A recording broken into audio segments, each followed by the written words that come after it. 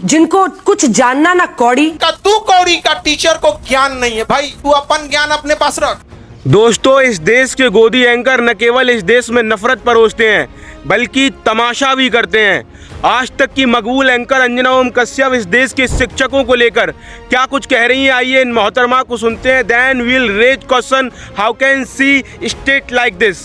Listen this woman. Star teachers, yes. YouTube वाले star teachers जिनको कुछ जानना ना कौड़ी, कभी ब्लैक बोर्ड लेकर कुछ एक्सप्लेनर बनाते हैं, खाली व्यूज बटोरते हैं, उटपटांग ग्रैब्स लिखते हैं और उसके बाद से अपने आप को इतना महारथी समझने लगते हैं कि कुछ लोग उनको फॉलो करने लगते हैं उनके तमाशे की वजह से, और फिर वो जाकर जहां पर जो आता है वो बोलते हैं और उसके दम पर फिर वो पैसे वसूलते हैं, छात्रों से वसूलते हैं। ये तो दोस्तों, सुना आपने कि किस तरह ये गोदी एंकर इस देश के टीचरों को दो कौड़ी का टीचर कह रही है। ये वही शिक्षक हैं जो 200 रुपये से 500 रुपये तक की मामूली फीस में इस देश के सबसे पिछड़े और गरीब तबके के बच्चों को यूपीएससी और सरकारी नौकरियों की तैयारियां करवा रहे हैं। और ये गोदी एंकर अपने आलीशान एसी स्टूडियो में बैठकर इन टीचरों को दो कौड़ी का टीचर कह रही है। जिन खानसर को सुनने और समझने के लिए इस देश का युवा तरसता है, ये गोदी एंकर उनकी योग्यता पर सवाल उठा रही है। असलियत तो ये है कि इस देश के युवाओं के बीच में जो क्रेडिबिलिटी इन टीचर्स की है वो इस गोदी एंकर और इसके पूरे चैनल की क्रेडिबिलिटी से कहीं ज़्यादा है। तो बताइए गोदी जी, कौन दो कौड़ी का है? ये शिक्षक जिन पर देश का युवा भरोसा करता है, या आप जैसे गोदी एंकर जो हर रात नफरत और सनसनी परोसते हैं? बताइए गोदी जी, अगर आपके सामने से स्क्रीन हटा दी जाए और आपके कान में से पीसीआर ईयरफोन निकाल दिया जाए तो आप इस देश के गंभीर मुद्दों पर कितनी देर बात कर पाएंगी गोदी एंकर जी? कृपया बताइए।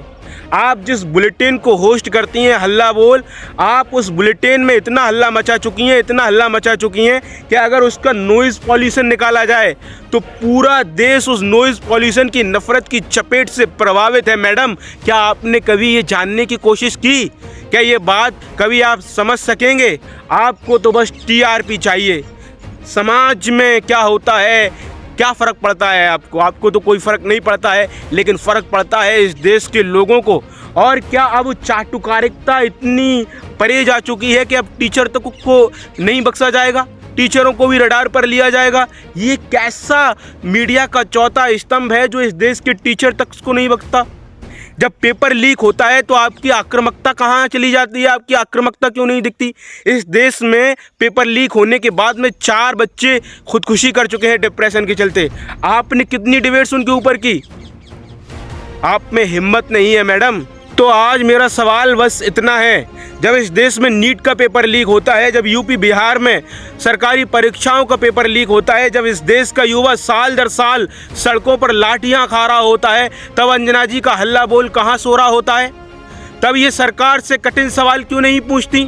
और आज जब इस देश के शिक्षक इस देश के युवाओं की हक की आवाज़ उठा रहे हो तो इनकी आंखों में खटकने लगते हैं। अंजना जी, जो आक्रामकता आपने इस देश के शिक्षकों को नीचा दिखाने में दिखाई है, कभी इतनी आक्रामकता सरकार से सवाल पूछने में दिखाएंगी? इस देश की शिक्षा व्यवस्था में जो कमियां हैं उनको उजागर करने में क्या आप